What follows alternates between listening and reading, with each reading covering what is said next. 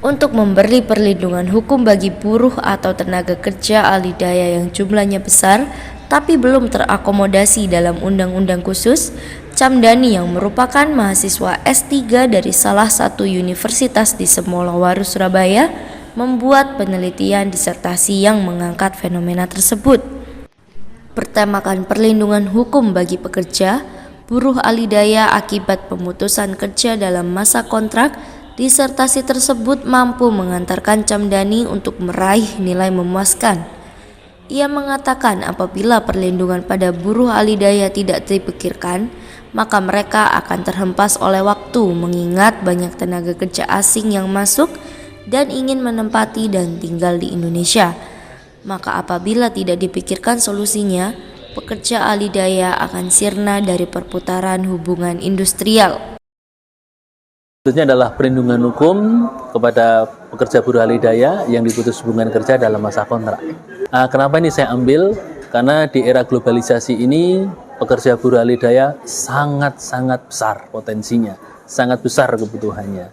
Nah, sehingga kalau kita tidak memanfaatkan itu dan tidak melihat itu sebagai perlindungan hukum kepada pekerja buruh alidaya yang ada di Indonesia, maka pekerja buruh kita akan terhempas oleh waktu. Karena TKA-TKA sudah banyak yang masuk, pekerja-pekerja dari asing sudah ingin menempati dan tinggal di Indonesia. Kalau tidak kita atur dengan baik, maka pekerja kita akan sirna dari perputaran hubungan industri. Sementara itu, salah satu penguji, Dr. Hufron, menegaskan kesimpulan dari disertasi tersebut. Camdani menyarankan adanya undang-undang khusus yang mengatur tenaga kerja. Salah satunya pengambil alihan tenaga kerja buruh yang ganti vendor.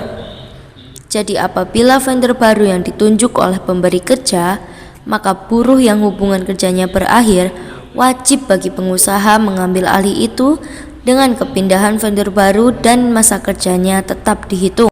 Ada sesuatu yang penting, yang urgen di dalam rangka untuk memberikan pelindungan hukum bagi buruh atau tenaga kerja alidaya yang dimana disampaikan beliau jumlahnya sangat besar, tetapi belum terakomodasi dalam undang-undang khusus. Oleh karena itu tadi beliau menyarankan bahwa ada undang-undang khusus yang nanti akan mengatur tentang status buruh tenaga kerja. Beliau sarankan seharusnya idealnya buruh alidaya itu adalah bukan PKWT tapi PKWTT, bukan pekerja waktu tertentu tapi pekerja tetap. Yang kedua menurut beliau adalah ada yang disebut dengan pengambil alihan tenaga kerja buruh yang ganti vendor. Jadi kalau yang ketiga masa kerjanya dihitung meskipun putus di vendor yang lama tetap dihitung masa kerjanya.